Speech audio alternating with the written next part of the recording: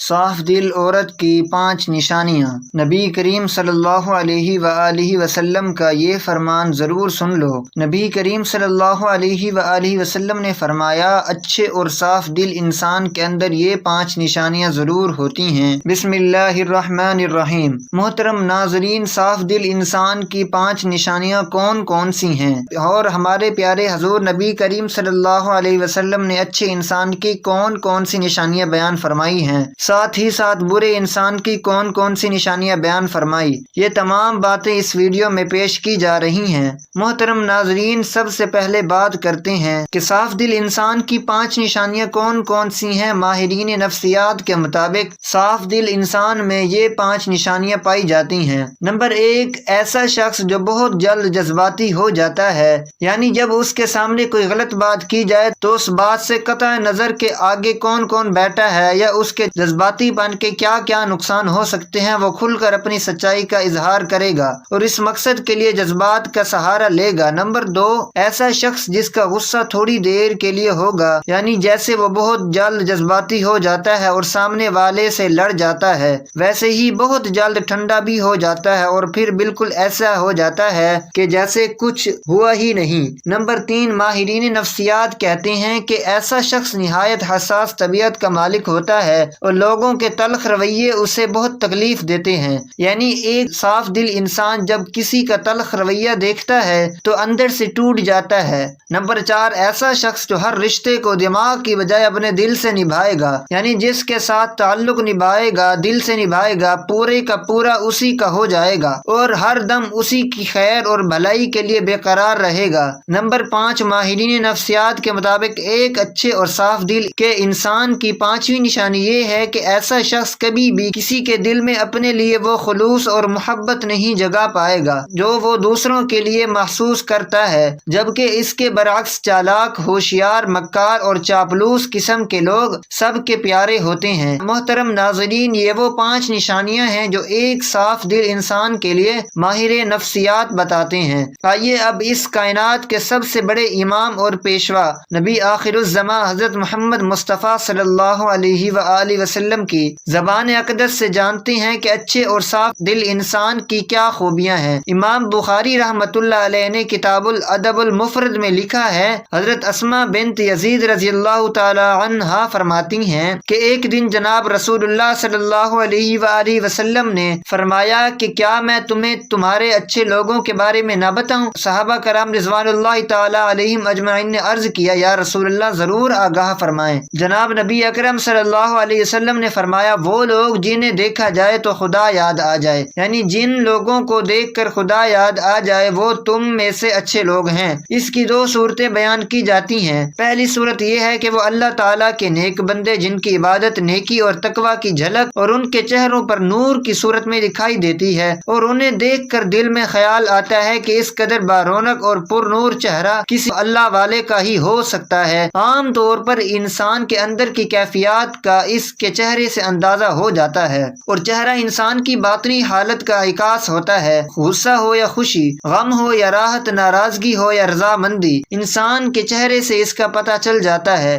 اسی طرح انسان کے نیک اعمال اور برے اعمال کے اثرات بھی چہرے سے ظاہر ہوتے ہیں۔ بخاری شریف میں ایک روایت کے مطابق حضرت صلی اللہ علیہ وسلم نے اپنے ایک خواب کا منظر بیان کیا کہ میں نے ایسے لوگوں کا ایک ہجوم دیکھا کہ جن کے چہروں کی کیفیت یہ تھی کہ چہرے کا نصف حصہ خوبصورتی اور باقی نصف حصہ بدصورت تھا۔ فرشتوں سے پوچھا کہ یہ لوگ کون ہیں؟ انہوں نے بتایا کہ آپ صلی اللہ علیہ وسلم کی امت کے وہ لوگ ہیں جو اچھے اور برے اعمال غلط ملت کرتے رہے ہیں، اعمال صالح بھی انہوں نے کیے ہیں، اعمال صیام میں بھی پیچھے نہیں رہے، ان کے نیک اعمال ان کے چہرے پر حسن کی صورت میں نظر آ رہے ہیں اور برے اعمال چہروں پر بدصورتی کے طور پر نمایاں ہیں۔ اس لیے اللہ تبارک و تعالیٰ کے نیک بندوں کے چہروں پر ان کے خلوص اور نیک اعمال کا نور ہوتا ہے اور ان کے بارونق اور نورانی چہروں کو دیکھ کر خدا کی یاد تازہ ہو جاتی ہے۔ جبکہ اس صورت میں اس کا ایک معنی یہ بھی کیا جاتا ہے کہ وہ لوگ جن کے اعمال و حرکات، ان کا اٹھنا بیٹھنا، لین دین،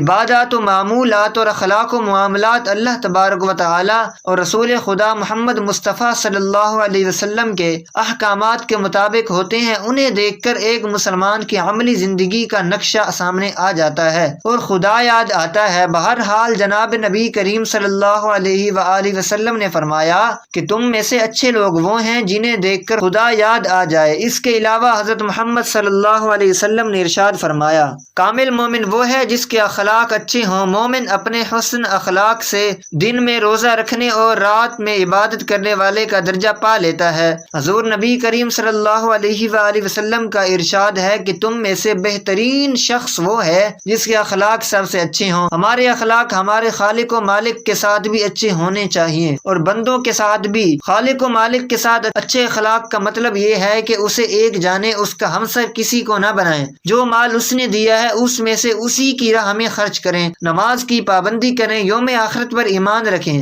قرآن پاک دیگر آسمانی کتابوں پر ایمان رکھیں، اس کی حلال کردہ چیزوں کو حلال اور حرام کردہ چیزوں کو حرام جانیں، ہمیشہ اپنے خالق و مالک کا شکریہ ادا کرتے رہیں اور تکلیف پہنچنے پر صبر کرے۔ یہ اوصاف ہیں اچھے اخلاق والوں کا اپنے رب کے ساتھ۔ اسی طرح ہمارے اخلاق بندوں کے ساتھ بھی اچھے ہونے چاہیے۔ اچھے اخلاق کے لیے علم کا ہونا ضروری ہے، اس کے لیے علم حاصل کریں اور علم سے لوگوں کو فائدہ پہنچائیں۔ ماں باپ کی فرما برداری کریں، انہیں کبھی جھڑکیں نہیں، ان کے ساتھ نرمی سے بات کریں، انہیں اف تک نہ کہیں، ان کی صحت کا خیال رکھیں، ان کو اپنے ساتھ رکھ کر ان کی خدمت کریں۔ بندوں کے ساتھ اچھے اخلاق میں یہ بھی ہے کہ رشتہ داروں کے ساتھ صلح رحمی سے پیش آئیں، رشتوں کو نبھائیں، رشتوں کو جوڑیں۔ حضور نبی کریم صلی اللہ علیہ وآلہ وسلم کا ارشاد ہے کہ جو تمہیں محروم کرے اسے تم عطا کرو۔ ایک اور جگہ آپ صلی اللہ علیہ وآلہ وسلم نے فرمایا کہ لمبی عمر چاہتے ہو تو اپنے رشتہ داروں کے ساتھ صلہ رحمی کرو، اور اچھے اخلاق کی ایک علامت یہ بھی ہے کہ ہم سلام میں پہل کریں، سلام کو عام کریں، ہر جاننے والے اور انجان مسلمان کو سلام کریں، جب تک کہ آج یہ بات عام ہو چکی ہے کہ ہم صرف اس کو سلام کرتے ہیں جس کو ہم جانتے ہیں۔ محترم ناظرین، جہاں نبی کریم صلی اللہ علیہ وسلم نے اچھے لوگوں کی دو خصوصیات بیان فرمائی، وہیں پر فرمایا کہ میں تمہیں برے لوگوں کے بارے میں نہ بتاؤں؟ صحابہ کرام رضوان اللہ تعالی علیہم اجمعین نے عرض کیا، یا رسول اللہ صلی اللہ علیہ وسلم ضرور بیان فرمائیں۔ آپ صلی اللہ علیہ وسلم نے 3 باتوں کا ذکر فرمایا۔ ایک یہ کہ چغلیاں کھانے والے یعنی ایک دوسرے کی چغلی کرنے والے لوگ چغلی کہتے ہیں، ایک دوسرے کو خواہ مخواہ ان کی باتیں پہنچانے والے، ایک کی بات دوسرے کے آگے، دوسرے کی تیسرے کے آگے اور تیسرے کی بات چوتھے کے آگے۔ اس کا ہمارے ہاں عام طور پر رواج پایا جاتا ہے اور ہم میں سے بہت سے لوگوں کی یہ عادت بن گئی ہے کہ بلا وجہ لوگوں کو یہ بتاتے رہتے ہیں کہ فلاں تمہارے بارے میں یہ کہہ رہا تھا اور فلاں جگہ تمہارے بارے میں یہ باتیں ہو رہی تھیں۔ بلا ضرورت ایسی باتیں کرنا شرعاً گناہ کبیرہ شمار کیا جاتا ہے، لیکن ہمارے ہاں سرے سے اس کو گناہ ہی نہیں سمجھا جاتا، حالانکہ یہ باتیں اکثر جھگڑوں کا باعث بنتی ہیں۔ ہمارے معاشرے میں ہونے والے باہمی تنازعات اور جھگڑوں کی وجہ تلاش کی جائے تو اکثر تنازعات کے پس منظر میں کوئی نہ کوئی چغلی کار فرما ہوتی ہے، چنانچہ یہ بہت برا عمل ہے اور اسے جناب نبی کرم صلی اللہ علیہ وسلم نے برے لوگوں کی علامت قرار دیا ہے۔ دوسری بات فرمائی کہ دوستوں کے درمیان فساد ڈالنے والے برے لوگوں میں شمار ہوتے ہیں۔ یہ بھی ایک معاشرتی بیماری ہے کہ چند دوست اکٹھے محبت و اعتبار کے ساتھ رہ رہے ہیں، اگر کوئی آدمی ان کے درمیان غلط فہمیاں ڈال کر ان کی دوستی کو دشمنی میں بدل دیتا ہے تو وہ بہت بری حرکت کا مرتکب ہوتا ہے۔ اسی طرح ایک خاندان محبت و اعتماد کے ساتھ زندگی بسر کر رہا ہے اور کوئی شخص دخل کر کے ان کی محبت و اعتماد کی فضا کو خراب کر دیتا ہے تو وہ کوئی اچھا کام نہیں کر رہا۔ محبت و اعتماد کی فضا خاندانوں میں ہو، دوستوں میں ہو، مشترکہ کام کرنے والوں میں ہو، اس میں فساد ڈالنے والوں کو جناب نبی اکرم صلی اللہ علیہ وسلم نے برے لوگوں میں شمار کیا ہے۔ تیسری بات رسول اللہ صلی اللہ علیہ وسلم نے فرمائی کہ شریف اور باعزت لوگوں میں عیب تلاش کر کے انہیں بدنام میں حضور کرنے والے بھی برے لوگ ہوتے ہیں۔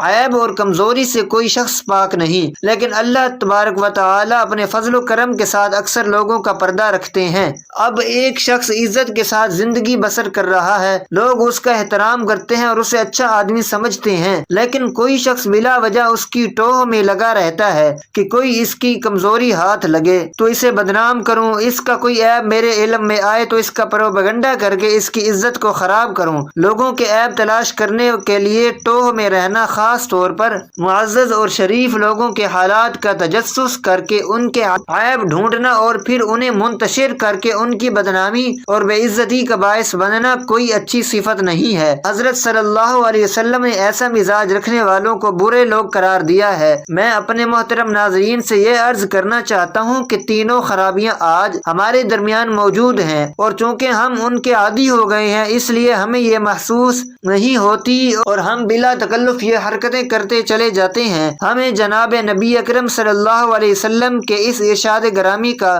بار بار مطالعہ کرنا چاہیے، اس پر غور کرنا چاہیے، اور پھر اپنے معمولات اور مزاج پر بھی نظر ڈال کر اپنی کمزوریوں کو محسوس کرتے ہوئے اصلاح کی کوشش کرنی چاہیے۔ اللہ تبارک و تعالی سے دعا ہے کہ ہمیں ان بڑی بڑی معاشرت برائیوں سے محفوظ فرمائے اور ہمیں ان لوگوں کے راستے پر چلنے کی توفیق عطا فرمائے جن کو نبی اکرم صلی اللہ علیہ وسلم نے اچھے لوگ قرار دیا ہے، آمین۔ ناظرین، کمنٹ باکس میں اللہ تعالیٰ کے 99 ناموں میں سے ایک نام ضرور ٹائپ کریں۔